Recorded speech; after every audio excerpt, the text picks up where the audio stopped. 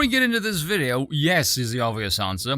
Justine Trudeau, the princess of and yes, I did just commit the most egregious act of social faux pas, misgendering bollocks to you. The man, and I use that term extremely loosely, much like describing Biden as alive, virtue signals at a nauseating pace that can rival most Karens, which is borderline impressive, if only because it shows once again, even the things that women are supposedly good at, men can still do better. The true hallmark of a good comedian, that trait, pissing off everyone. But look at this headline, Mrs. Trudeau, suggesting Muslims are only objecting to the rainbow tree because of misinformation from the American right wing. Give me a moment, will you? You know when you read a headline, and it's this colossal mountain of stupidity that's so overwhelming you're almost stunned by it? Yeah, this is one of those moments. This is such an overwhelmingly arrogant Western perspective, and an ignorant one at that. I'm actually struggling contemplating this one. Apparently, Justine over here is unaware that there's parts of the world where the Muslims make a Western right-winger look like a metrosexual cosmopolitan. Tell us then, you metrosexual gimp. Those companies that once a year turn their logos cringe and gay, except this year for some reason, I wonder why that is, who don't do it by default in Muslim countries, is that because of the American right-wing influence, is it? For fuck's sakes. As Harry pointed out on the Lotus Eaters, this is democracy, where whoever propagandizes best runs the regime. Democracy is nothing more than an oversold pageantry to achieve some form of legitimacy, but without any direction or guidelines on how the state must be run. The notion of liberalism being good is a slogan, not a moral philosophy by any means. The idea that the public has any say in government or how the state should be run is so far removed from reality that anyone who still advocates for its theoretical form is so blinded by their own naive stupidity that listening to their political opinions at this point amounts to some form of suicide. Good lord, if we can only get that extended to voting.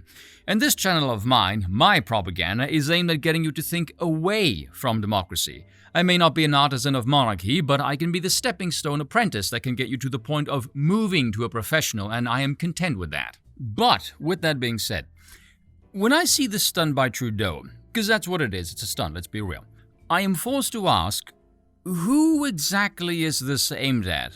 Why would you say this? Who are you hoping to court here with this gesture?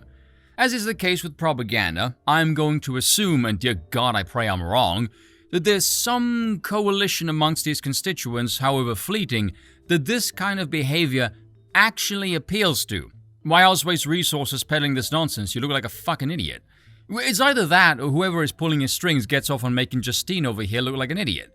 I really don't have any other explanation, so if you have one, do tell me in the comment section, because I'm really curious. I have a very hard time separating the initial personality type from someone, particularly when that is what propels them into the public eye, and especially when you don't see them very often, and when you do, that aspect of their personality is what keeps them visible, and so it keeps getting reinforced.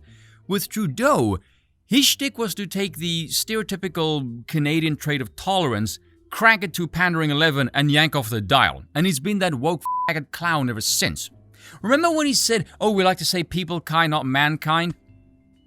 Can we be honest, if you said that at school, you'd get bullied for that. You'd be called a queer and get your ass kicked, as you rightfully should. That's cringe. It's not becoming of a boy, let alone the leader of a damn nation. That's pathetic. See, when someone like Trump does the pandering thing to, say, a group of evangelicals, you can kind of brush it off as, yeah, okay, we know it's politics, it's part of the deal, it's the schmoozing thing. But he still wants to be respected for being competent, hence why he touts his accomplishments repeatedly. Well, that and its effective tactic to remind people how much better life was under your reign. But when Trudeau does it, it seems like an oxymoron because it's clearly political pandering.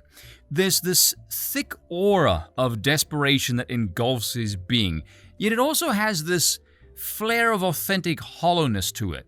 That's all that he can strive for, to be this shallow imitation of a strong man that he could never be. He's basically a livelier version of England's Keir Starmer. Less plastic, but with more cringe. Where it gets really confusing though, even though he's allowed Canada to drift off in this more authoritarian direction, there's this very strong vibe about it, that the push isn't really coming from him because he doesn't have the strength to do that.